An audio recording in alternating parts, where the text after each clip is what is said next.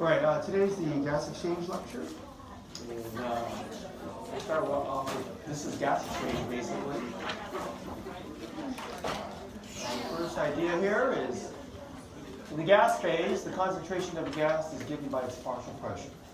Partial pressure gradients work just like concentration gradients. So, partial pressure gradients. Why do we need to know that? Because the air we breathe is actually a gas mix. It's not one gas. It's carbon dioxide and oxygen that we're concerned about. And so, let's review a couple of concepts. Well, first of all, partial pressure. If I have this sealed canister and there's gas molecules floating around, let's say I have 5 red gas molecules floating around. I have 2 orange.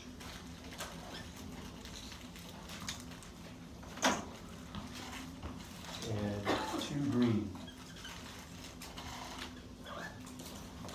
In my made up gas molecules, I got orange, green, and red gases. And they fill the chamber and they're bouncing around on the inside, creating a pressure. And each of those different gas molecules exert their own partial pressure. That's what partial pressure is. You have the partial pressure through the green. You can add that to the other 2. You have the partial pressure due to the orange. You have the partial pressure due to the red. The question becomes, what's the total pressure? You add them up. I'll give a value of 2 to the green because that's your 2 gas molecules. Okay, just to keep it simple here. Let's see here. How many orange did I do 2? And how many of the red did I draw? Like 5. So I have a total pressure of like 9 something. Okay, so the idea here is that each of the partial pressures contribute to the total pressure. Okay, and that's all partial pressure is. They're just like concentration gradients. If you were to allow these to flow, you'd have to puncture a hole, and the gas molecules will flow down the concentration gradient. So to kind of make it real now, and to talk about well, the air we breathe, right? That's the kind of the gas contents are on the left. Atmospheric air at sea level.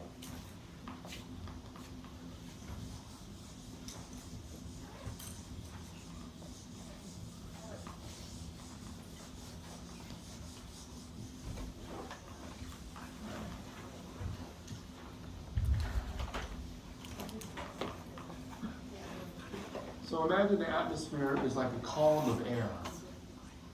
And this is you living under 1 atmosphere of air. It's pressing down on your body's surface. Okay, it's the air of the atmosphere.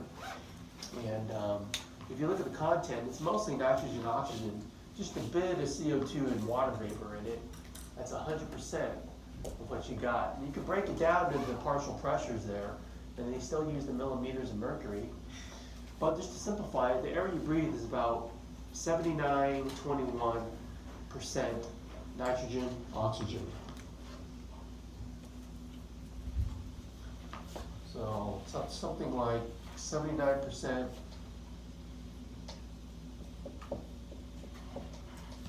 nitrogen gas. And if you wanted to calculate the partial pressure due to nitrogen,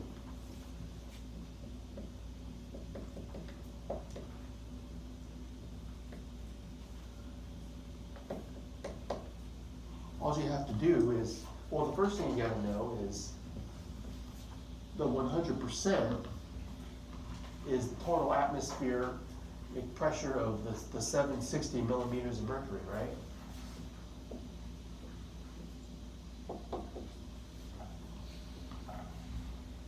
That's 100%. So if you want to calculate the partial pressure due to just nitrogen, you multiply 760 millimeters of mercury times 0.79 to get your percentage. And if you do the math, it's about, you know, about 600. On the table there, I think it says 597, so I'm just approximating. But you get the idea, that's how you derive these numbers. And so for oxygen, it's about 21%.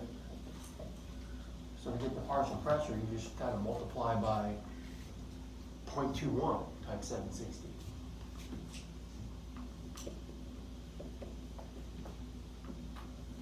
Partial pressure due to oxygen.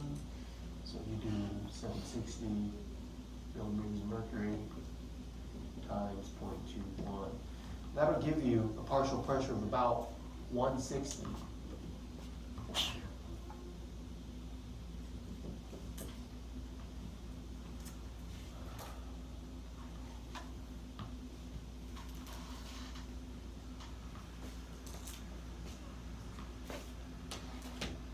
Now it changes depending on where you are. This is sea level, like in Sacramento. But if you were to go up to elevation, I mean, you have, theoretically, you have less air pushing down on you. So what should happen to the 760? So you need a bigger or smaller? Smaller. If you have less air pushing down on you, this pressure decreases. Let's say you go down to, say, Death Valley.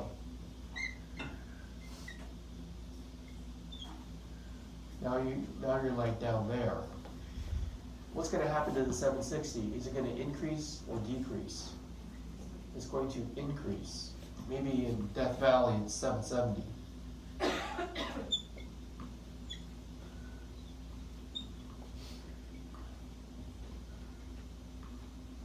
And you can look it up. It's probably won't be that number, but that's the concept, right? You have more air or less air on top of you. So it could change. And for the most part in this lecture, we say we're at sea level. Okay? You could be at a lower altitude. You could be at a high altitude. Usually they don't say high altitude, they just say altitude. Okay? It's assumed it's high because they don't say low altitude, they just say sea level. That's kind of what they do. So anyways, the physiological thing that's important is the air that's available for gas exchange. And it's not this air. It changes when you suck it into your system and it gets down to deep into the lungs. So if you look at alveolar air, is different. See, these numbers change, don't they? Well, it's still 760. I'm going to ignore nitrogen. And for this lecture, we're going to focus on O2, CO2. Those are the blood gases that we're concerned about in physiology. So, in alveolar air,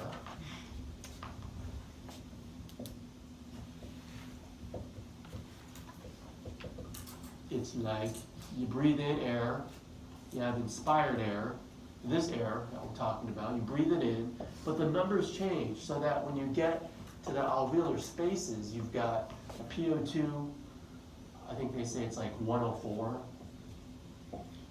and then partial pressure due to CO2 of about 40. That is what is available to exchange with the pulmonary blood. And so that's what we need to talk about, the 104/40. And if I don't put the units, it's always like millimeters of mercury, but sometimes you get tired of writing it.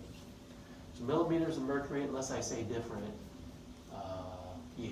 So you should commit those numbers to memory or just something like it. Like if a book says 103, or if a book says 100, don't get thrown off by that.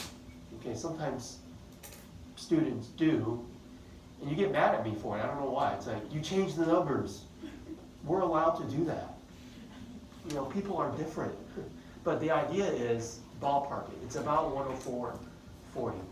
The 40 is actually, that's pretty close. Usually, I don't see the 40 vary. Most books say it's 40. Boom, that's it. Okay.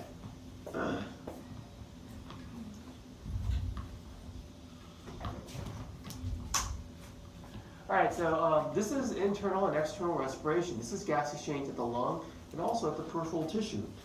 This is the main function of the respiratory system. We have to oxygenate the blood at the lungs, and we have to get that oxygenated blood to the tissues there at the bottom. And all semester I've been saying oxygen rich, oxygen poor. But now we're going to really get into the nitty gritty of that, and we're going to start to put numbers to it.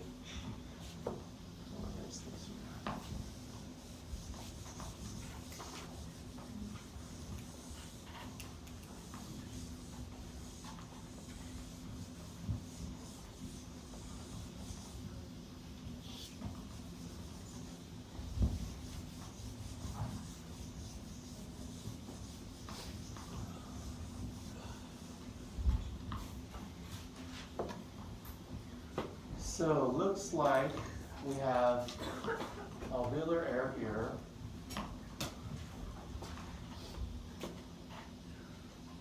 I'll just draw my little flask thing like that, right? And it looks like you breathe in inspired air. It's 160.3, but we're not concerned with that because by the time it gets to the lungs, it changes to 104.40.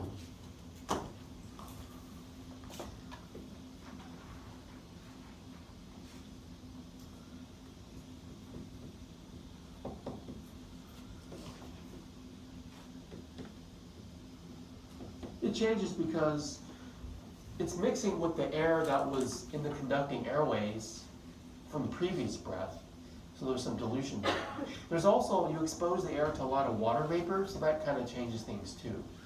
You know, there's air in your conducting airways, so things mix and dilute, and basically that's what you got by the time you get to the alveolar spaces. So air goes in and out, right? But blood goes round and round, and as it flows by this alveolar space, it's available to make exchanges. Let's remember that the pulmonary arteries are pumping the deoxygenated blood to the lungs, and that's shown right here. Blood leaving tissues and entering the lungs, and they give you the numbers. And you can see the bar graph here, or the histogram, 40-45. That is what is entering our oxygen-rich alveolar spaces. So if I were to draw a blood vessel here, I'll draw it like half blue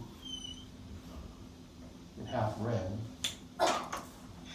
Pretend this is like a pulmonary capillary. Blood's flowing by, and blood coming in is PCO2, PO2 40, PCO2 45, 40-45.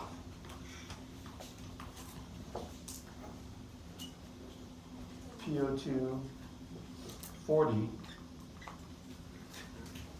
PCO2 45. That is what is flowing by. And so you have to think about what is going to be exchanged across the respiratory membrane, and that is follow your diffusion gradients. In terms of O2, it's a pretty steep gradient, 104.40. These numbers will equilibrate. Okay? In other words, oxygen will enter the blood vessel because that's the way the gradient is set up. So O2 will enter. And it looks like there's a less steep gradient, 45-40, but it looks like you're going to go from high to low, just like you did for oxygen, high to low. And you'll dump CO2 into the alveolar space to breathe it off. Breathe off CO2. So the blood leaving, like I say, the blood equilibrates with the alveolar air. So if blood entering was 40-45 and it equilibrates with this, blood leaving is 104.40. Oxygen is 104 and CO2 is 40. Okay, you match. So that's the idea, and this is called external respiration. This gas exchange at the lung.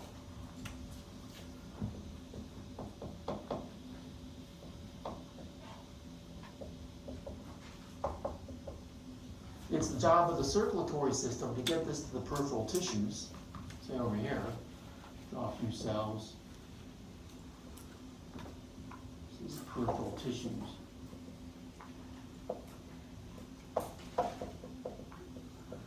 here the cells are doing metabolism, and they're using using oxygen, and you have an accumulation of CO2 that's building up that you need to dump into the blood. Well, anyways, the levels in the tissues are PO2 40, PCO2 45.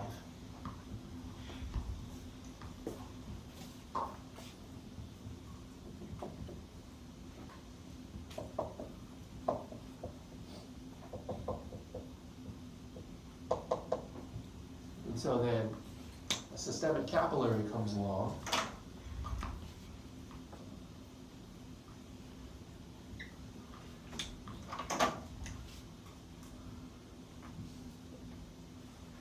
And the blood coming in is R10440, okay? They changed the number a little bit, I think. They kind of dropped it to 140, 100, and then 40. I don't know why. I don't think it's necessary. Maybe that, like, I guess I could just stick with it, 140. Well, anyways, the point is, all semester when I've been saying oxygen-rich blood, this is it, 140. That's the oxygen-rich blood. And so now you look at the gradients, you have 100 and you have 40. Looks like the gradient is such that O2 will leave and provide oxygen to the tissues. And it looks like the gradient is such that 45, 40, the blood will pick up CO2. Again, you're going to equilibrate with what you're flowing through. The blood equilibrates with its environment. In this case, the environment is 40-45. Therefore, blood leaving is deoxygenated, and it's 40-45. PO2 40, PCO2 45. So your notes, don't get confused in how I wrote it here. The top number is always PO2, and the bottom number I kept it at PCO2. Gas exchange at the peripheral tissues is called the internal respiration.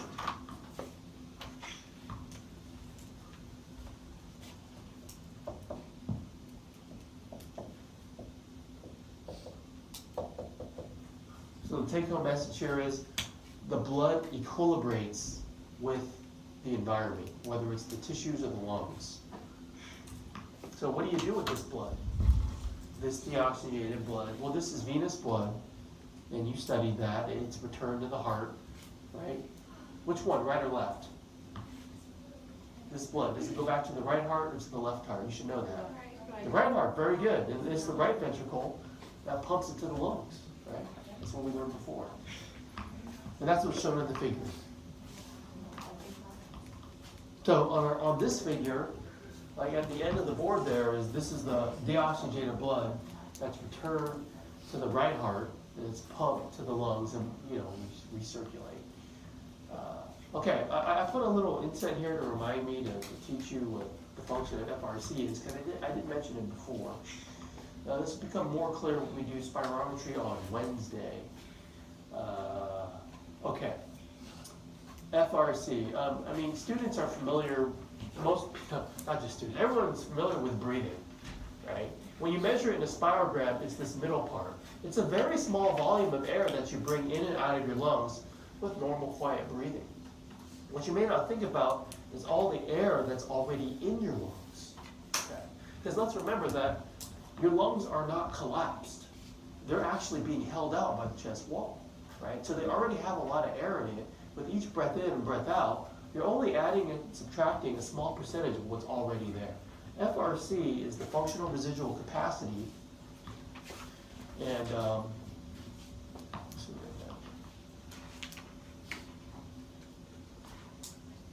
don't think I need this. I'm going to erase this. Here. Professor? Yeah. I want to go back to when you were talking about blood getting returned to the heart. Yeah. I'm listening. You said the right one. I'm trying to understand it. I'm still trying to think about it. Are we talking about pulmonary veins going back to No. the heart? We're talking about superior inferior vena cava returning blood to the right atrium, goes to the right ventricle, right ventricle pumps blood to the lungs. But I thought it was, the air exchange happens in our alveolar spaces. Yeah, it does. And then it goes into the pulmonary. Pulmonary veins will collect that blood, return it to the left heart, and the left heart will pump it to the whole body, which was this out here. Okay. Oh, that's, okay. Yeah, just review circulatory if you have to. Oh, it has to do with tissue.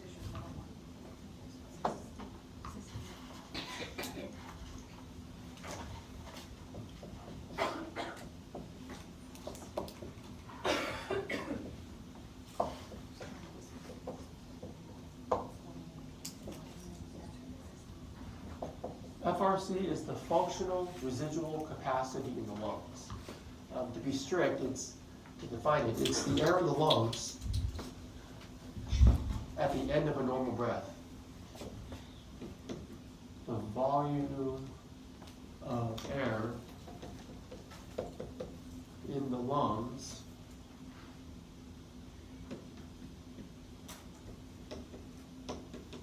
at the end of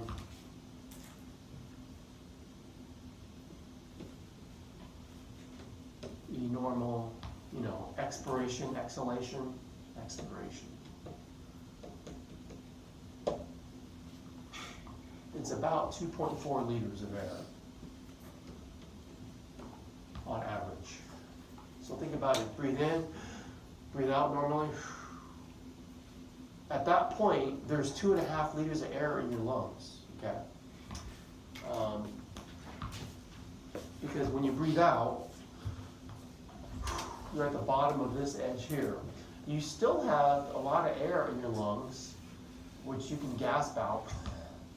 But even then, you can't, unless you want to collapse your lung, you still have air trapped in your lungs because your lung is not collapsed, it's stuck to the chest wall. It's called the residual volume there. But anyways, this amount of air is about 2.4 liters. The function of it is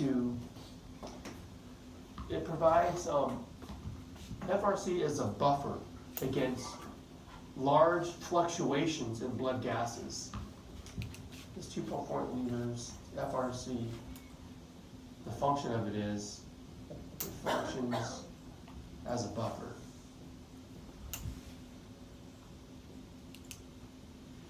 Against large fluctuations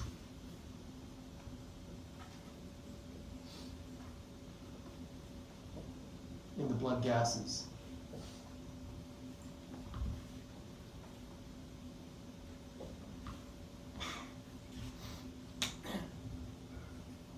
For example, like a buffer in chemistry, they don't prevent change, they just keep the change from changing a lot, I guess. That's what I can think of it. Well, anyways, let's look at the slide here. Note the slide.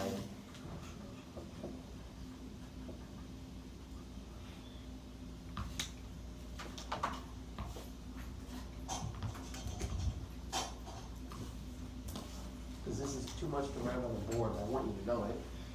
In the absence of FRC, well, I just told you you have it and why it's important. Just imagine if you didn't have it for a second.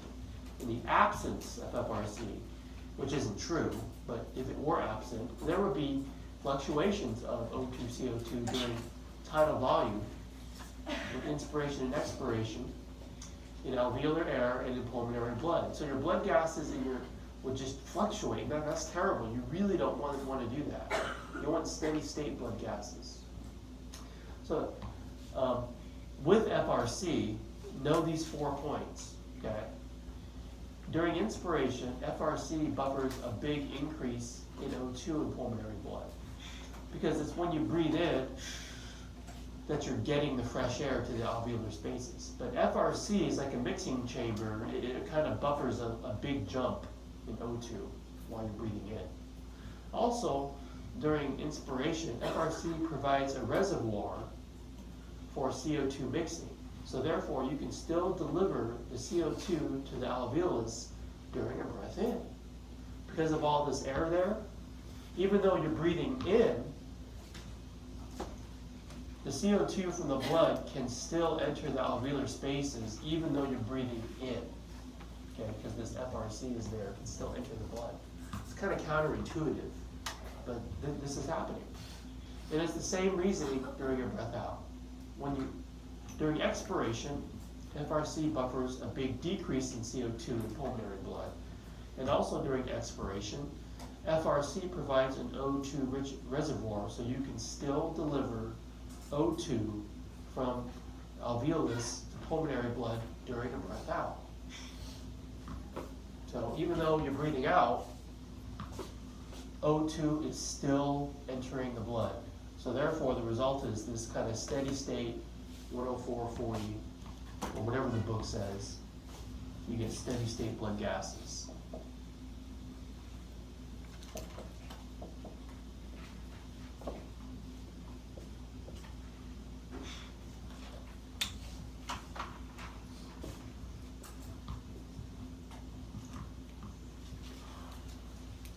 So FRC buffers against large changes. We ventilate to keep the partial pressures of alveolar gases at a steady state of about 104/40. All right, so let's kind of think about how this ventilation of the 104/40 has to match the perfusion. Perfusion refers to the blood flow in the pulmonary capillaries there. They're coupled because air goes in and out, blood goes round and round, but they have to match. The rate of ventilation is basically you're delivering fresh air to the alveolar sacs. When you inspire, you deliver O2. When you expire, breath out, you eliminate CO2. Perfusion must match because the perfusion will take away the oxygen you breathe in. And the perfusion of the blood will deliver the CO2 that you want to dump into the alveolar spaces. So because that's the function, you want to make sure that everything is matched up. A good example is just hold your breath. I can hold my breath for about a minute, but pretend for a second that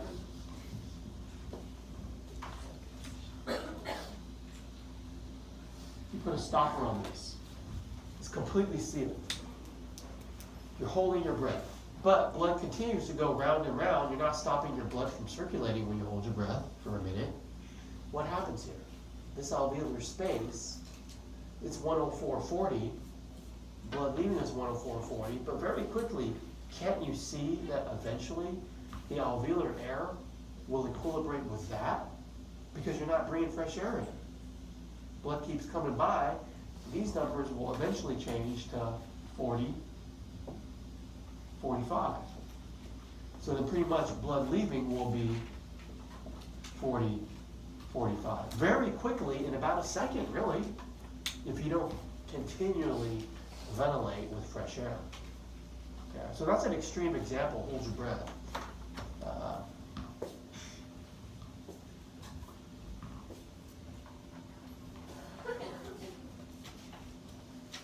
We call this ventilation perfusion coupling. We must ventilate to keep the partial pressure of O2 high. Okay, keep breathing and O2 will always diffuse into the blood. We must ventilate to keep PCO2 low. Keep breathing and you'll just keep it at 40 and carbon dioxide will always diffuse into the alveolus from the blood. Think of CO2 as a waste product. You breathe it off to get rid of it. Now it's even more finely tuned than that. You have a figure in your book that kind of goes through that here.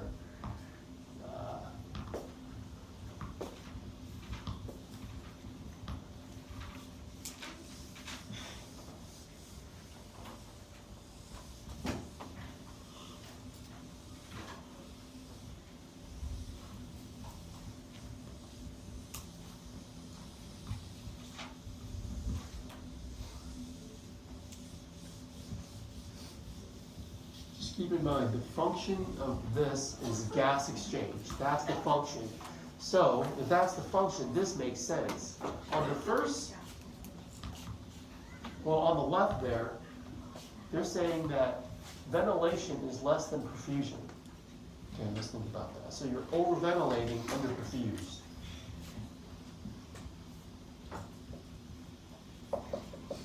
Over-ventilated, under-perfused. Oh wait, did you get that wrong? Oh, overperfused, I'm sorry. Under, over.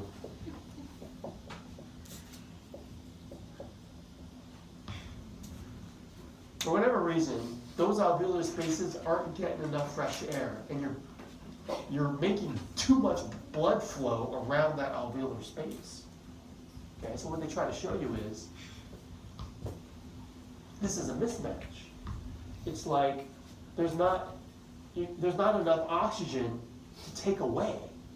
Okay, so they're saying there you're getting too much CO2 and too little O2 because it's under ventilated. Okay, so let me write that down. It's probably hard to see. So this mismatch here, increase PCO2, decrease PO2 of the blood. So to make it match, constrict the arterioles. VC, pulmonary arterioles. Right, so you restrict the blood flow, therefore it's underventilated and underperfused. It matches now. So this is a mismatch, so you make it match.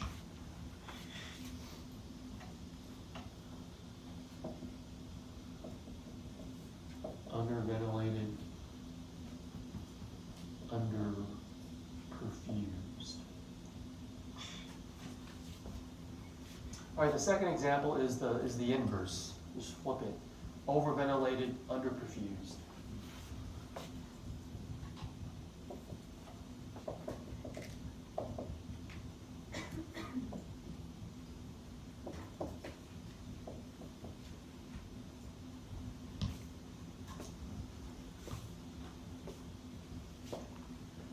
Okay, so then the blood gas is inverse.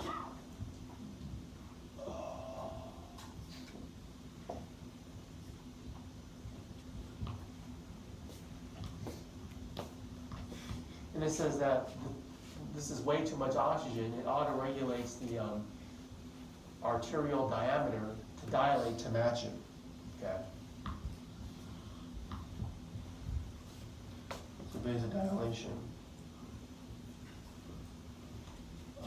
pulmonary arterial.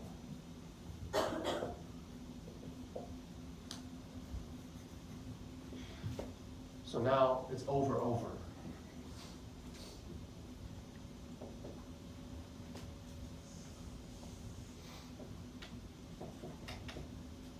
Overventilated, overperfused.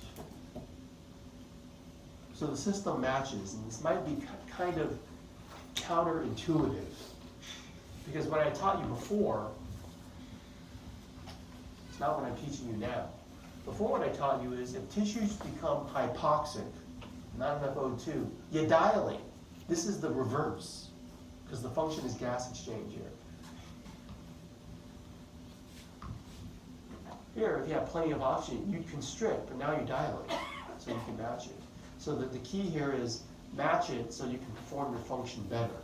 If you're getting plenty of fresh air, too much, overperfuse it so you can have more gas exchange. Yes, that's the idea here. The function is gas exchange. You want to put all the blood to the spaces that are getting the most fresh air. And the system will work the best. Another question is, okay, so this gas exchange happens. How long does it take for equilibration to occur? That's what I say at the top there. Blood's flowing by. You get this dump of O2 into the blood and get rid of the CO2, the alveolar space. How long does it take for this equilibration to happen? Let's look at the next graph to answer the question. 0.25 seconds. Okay. Blood's coming in, PO2 40. Takes a quarter second to get up to around 100. Right there. So, from the start to the end of the capillary, by the time you get to the end of the capillary, you've fully equilibrated.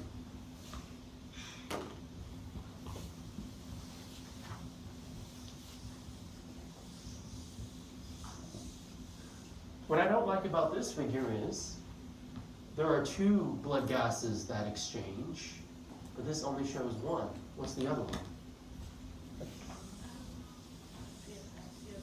That shows O2, yeah, CO2 is missing. So I got another figure from another book, shows both of them. And what we see here is that they changed the numbers a little bit. 40 is the O2, takes about a quarter second to get up to around 103, that's the number they use. They say 46 for the carbon dioxide in the blood. Then you get to the lungs, it drops to 40, and even a little bit less time. So it takes about 0.25 seconds for the equilibration to occur. So it's very quick. All right, so now the question becomes, we get this gas exchange, takes about a quarter second. How do you transport these blood gases in the plasma, in the hematocrit? We have to talk about both O2 and CO2. How are they transported in the blood? Because air is a gas phase, but your blood is a liquid phase. In the liquid phase, such as blood plasma, the concentration of O2 and CO2 gases are given by their partial pressures, 104 and 40, and is the sum of the O2, CO2 dissolved in the blood plasma, but also the O2 and CO2 that's chemically reacted or combined. And so, to give an analogy, they use, like when you carbonate your beverage, I guess they do this at the factory, they take your water and they put CO2, they apply pressure, and they get the gas molecules of CO2 to cross the air-water interface, carbonate your beverage to make it fizzy, okay? So that's literally like number one, just the blood gases, or in this case CO2, just dissolved in the water. Okay? So when I've been talking about the partial pressure, it's number one. The gas molecules that are like in your soda pop water, they're not chemically bound to anything, they're just in there. However, our blood is not like a carbonated beverage. There's other things in there that chemically react or combine to these gases to transport them. Okay? You know, there is an ice fish that I heard about, like in the Arctic somewhere. It is so cold, it is easier to get a gas molecule into the liquid phase when it's super cold. So they have yellow blood, these ice fish, because they don't need chemicals. It's so cold. They have yellow blood. They just have plasma. They don't need crit. It's kind of interesting. Well, anyways, our blood is pretty warm at 8.6. We need other things to help. So let me tell you all the ways. We have red blood. Some fish have yellow blood.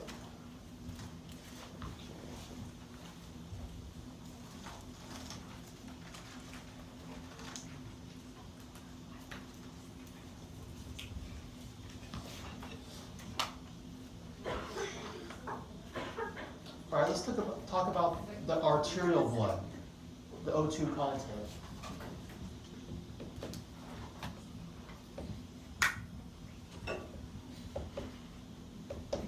I mean, so far I've been telling you it's like PO2 of about 104 millimeters of mercury.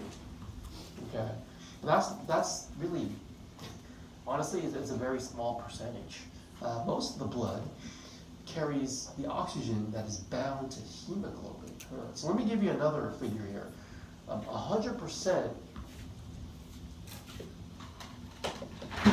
of oxygen in the blood can be given by this number, 20 mils O2 per deciliter of blood.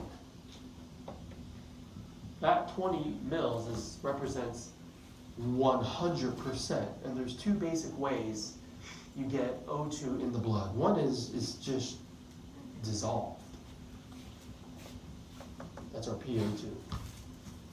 Like this, just dissolve, like CO2 in your carbonated beverage making it fizzy, just dissolve. That's only 1.5%. Okay, it comes out to 0.3 mils O2 per deciliter of blood. So when I've been telling you the PO2 about 100, that's the 0.3. So make that connection. The partial pressure of oxygen is just the amount that's dissolved. Turns out it's just a very small amount. We're like, okay, well then why do you keep harping on this number? It's such a small amount, it doesn't mean anything for us. It does actually. When you have this amount of blood, this amount of oxygen in your blood dissolved at 0.3, there's a ton more that will saturate the hemoglobin. The majority of blood is bound to hemoglobin. Call it HbO2. Call it oxyhemoglobin.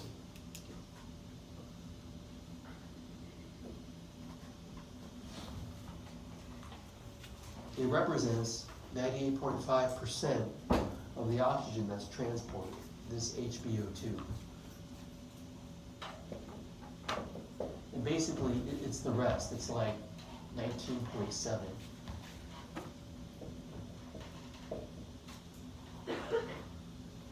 All right, so you see what I did here?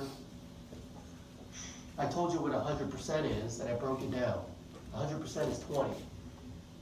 0.3 and 19.7 is your 100%. Both are important. That PO2 number is really important. It's only 0.3, but that 0.3 determines the 19.7. Okay? The partial pressure determines how much oxygen will saturate the hemoglobin. That's super important. Any questions on that? Numbers. Like the numbers in this lecture, that'll help get you through it. If you can know the numbers well, everything else falls in place. Arterial CO2 content. I've been saying it's like PCO2 about 40. Okay, it turns out that 100%, we did the same thing, can be given by 60 ml of CO2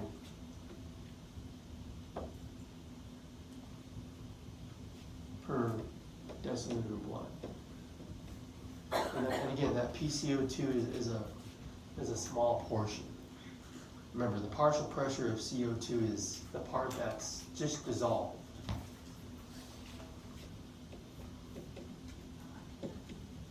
For CO2, it represents about 7% of that 100%. So that turns out to be something like 5 mil of CO2 per deciliter of blood that's dissolved. 5 mil CO2 per deciliter. Roughly 23% is bound to hemoglobin. So call it carbaminohemoglobin, that's the name for it. Carbaminohemoglobin.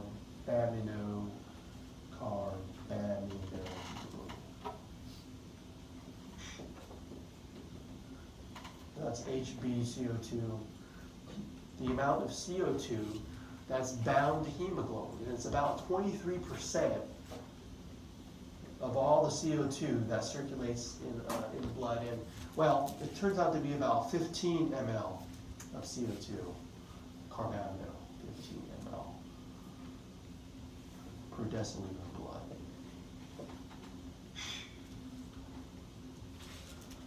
Most of the blood carries carbon dioxide in the form of bicarbonate. Bicarbonate is the name. It has the molecular formula HCO3 full negative charge. It represents about 70% of how you transport the CO2. So the rest of that, up to 60, was going to be like 40. 40 ml CO2 per deciliter of blood.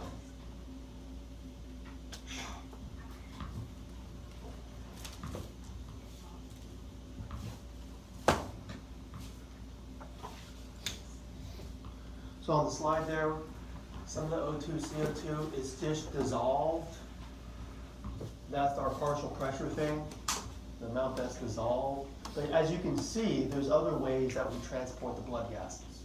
Okay, know the numbers too. Any questions on the numbers?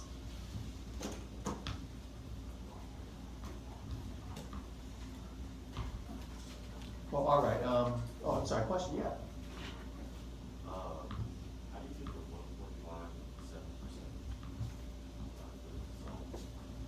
1.5 7%? Yeah. It's this 5 is 7% of 60. This 0.3 is 1.5% of 20. Yeah. So like 20 is 100% for O2, and 60 is 100% for CO2.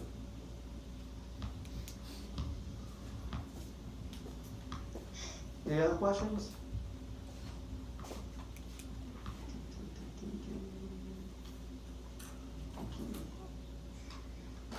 Are these numbers we have to keep in our head for the test, or we just need to understand the, you know, what it is? Memorize the numbers.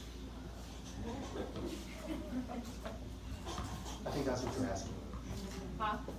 I think that's what you're asking. Yeah, I know, we need to memorize the numbers or just the idea of what's happening. Both. It's not too hard once you start doing it. You realize it's, okay, I got it. All right, here's the concept here for the whole dissolve thing. Let's pretend you don't have hemoglobin. In this scenario here, you breathe in fresh air, you got your PO2 of 100, okay, so you diffuse and that PO2 is 100, but you got no hemoglobin. So that's all you got. Okay, they changed the units here. I said 0.3 per deciliter. They're doing it per liter, so you multiply it by 10. That will confuse you, right? That's no good. It's not enough. Okay, you need hemoglobin. So let me show you the next slide. But what we know is that when you ventilate to keep that at 100, the PO2 is going to be 100, but that will almost fully saturate your hemoglobins. Okay, so let me show you how they're drawn this there. I kind of like how they draw the hemoglobin. I don't know if you remember from that blood lecture, one hemoglobin molecule combined 4 O2s. Okay.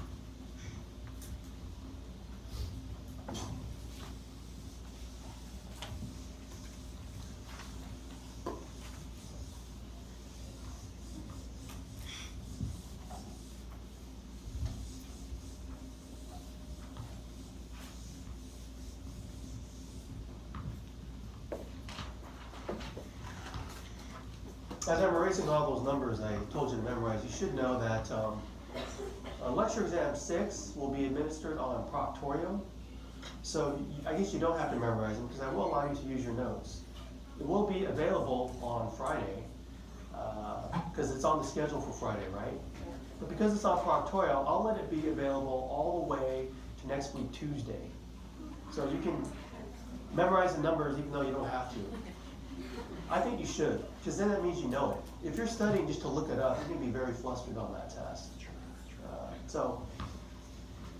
And there's no written part, so just do the proctorial part. And if you remember, Monday's a holiday. So that's why I'm making it available Monday.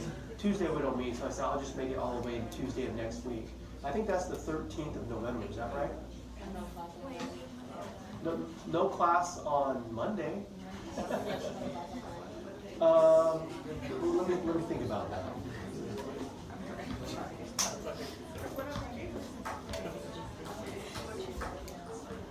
All right, so now that that's announced, let's get back to this.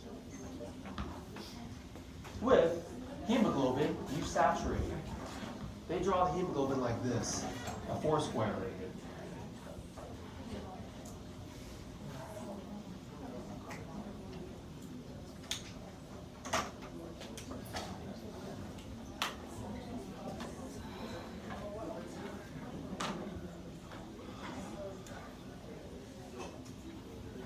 That's how they draw hemoglobin binding the O2. I use red dots, they use blue dots, and they left one vacant because saturation isn't complete. Usually at a PO2 of about 100, if PO2 is about 100, you basically get HB saturation, it's something like 98% saturated. It's a really high number. You fully saturate all your hemoglobin molecules in your red blood cells when the PO2 is a nice high number like 100. So that's a very important concept to know. There's a correlation between PO2 and hemoglobin saturation. That's what I'm going to talk about next.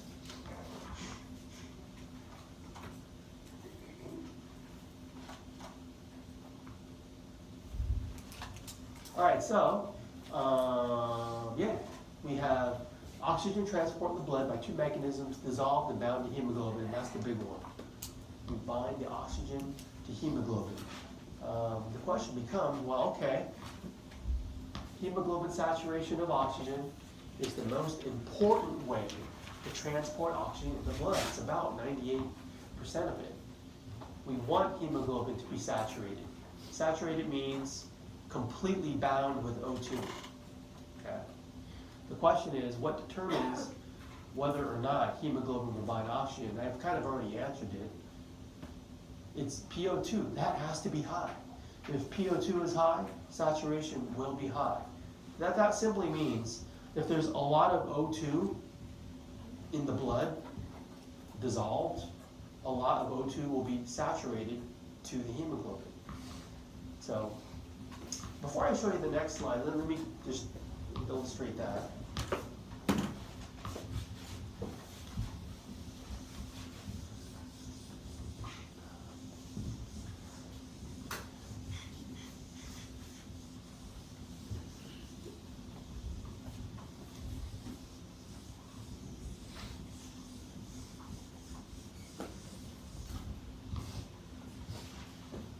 There's a graph that we want you to know. We always want students to study the graph where you talk about the oxygen, hemoglobin oxygen saturation curve.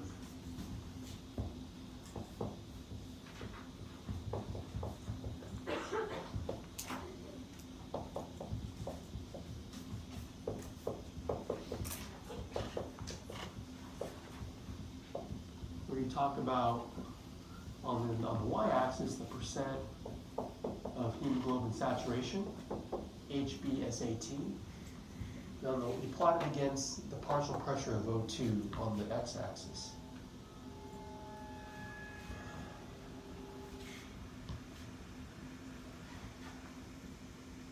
So the idea here is I want you to understand, let's say the partial pressure is high. It's a very high number. I'm trying to tell you that, well then,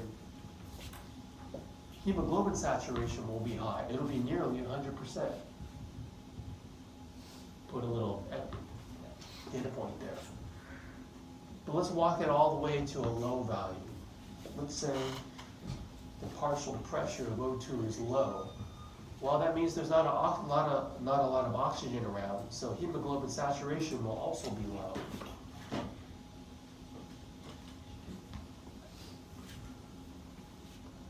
Okay, have I lost anyone there? Partial pressure high, saturation high, and vice versa if it's low. The question becomes, what's the relationship like with every data point in between? Is it a linear relationship? Is it like, okay, it gets incrementally, linearly? Is it like that? No, not quite actually. It's not linear. Not quite. Look at the next figure there.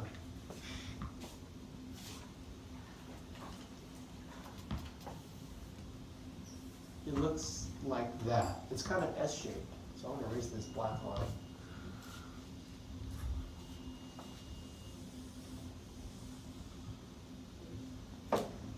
It's kind of like, it's high when PO2 is high, but it kind of, there's this plateau where it kind of doesn't drop off. It just kind of stays high. Maybe it drops off a little. But then there's a big drop off. It kind of looks like that. It's kind of S-shaped. So we define these areas where it doesn't drop off and drops off a lot as plateau and steep slope.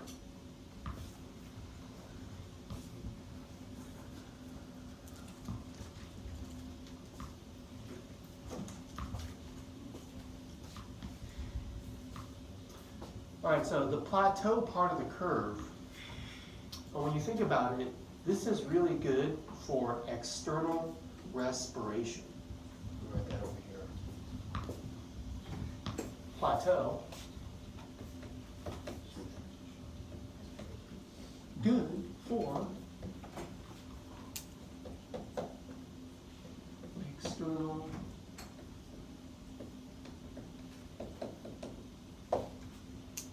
respiration.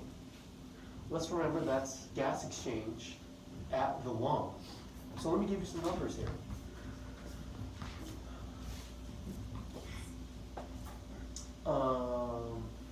In alveolar air, what's the PO2 again? I said it was like 100, 104, something like that. Well, they have 100 on here.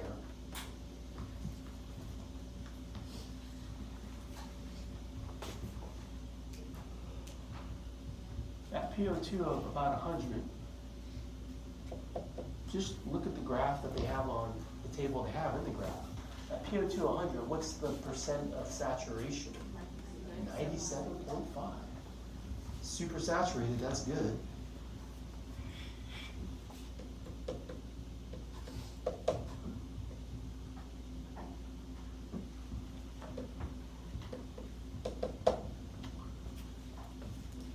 This is like this top number, for this 100 number, that's breathing air at sea level.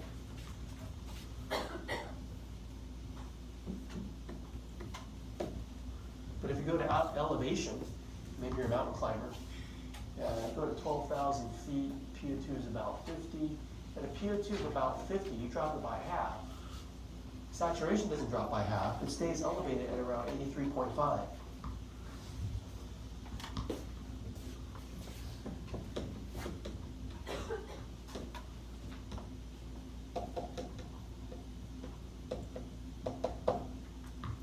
That's the point I'm trying to make.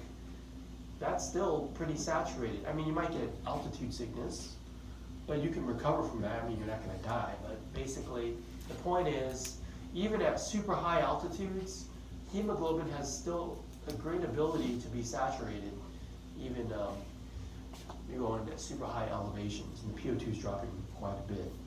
Okay, well, anyways, you do get this steep slope, this huge drop-off, where hemoglobin saturation will start to plummet. That's called literally the steep slope.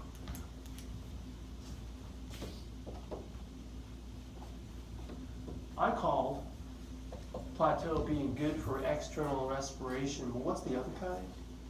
Internal, right? Exchange tissues, exchange gases with the tissues. The steep slope is good for that. Good for internal respiration.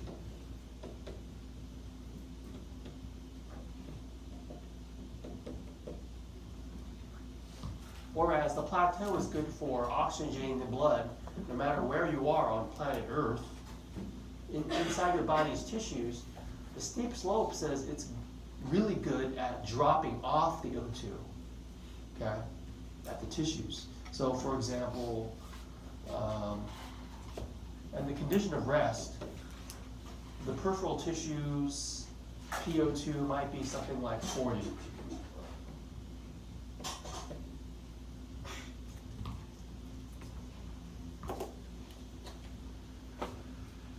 So at 40, saturation is 75%. Deoxygenated blood is still 75% saturated. Okay, still got a lot of oxygen on it. But let's say you're exercising. When you exercise, you're going to use more oxygen. Therefore, during intense exercise, is that 40 gonna like raise or lower? Remember, think this is in your muscles, this 40. It's not in the lung anymore. This is internal respiration in your working muscles. Now you're working out, you're using more oxygen, that number decreases. Let's say it decreases to 20. What's the saturation at 20? 35, okay? So you drop from 75 to 35. You're dropping off a lot more oxygen. Yeah. So you kind of get it here. It's like, oh, you're pretty good at dropping it off for the internal respiration for the steep slope because oxygen levels are already pretty low. But here, when oxygen levels are high, you almost fully saturate for the whole part of this first part of the curve. So that's why it really works out well. So any questions on that? That's a really big one. You got a lot of figures in the book that kind of makes sure students understand that. Okay, here, like for example, here's a graph. It's not really good for teaching, but it's good for studying. I already taught it. They show you a picture of lungs here. Is that internal or external? External, gas exchange. And they're showing you that it's like out to here. Okay? It's really hot. But they're showing you the internal respiration here. It drops off to about 75%. And they even show you the oxygen there. Okay? The oxygen bound in the hemoglobin. So that's a good figure to study. Let's go ahead and take a break and we'll pick it up from here after the break. There are other things besides PO2 that we have to talk about.